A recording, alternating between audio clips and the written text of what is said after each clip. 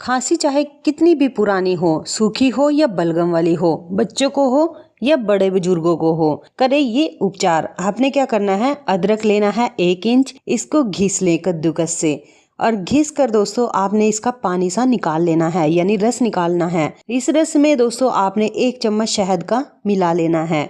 ये हो गया हमारा सिरप रेडी।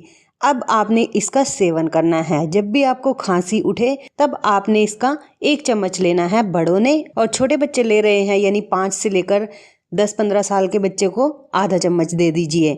और जो बिल्कुल छोटे बच्चे हैं 5 साल से कम उम्र है जिनकी, उनको 1 उंगली से चटा दीजिए। बहुत ही बढ़िया नुस्खा बनेगा और ज़्यादा इस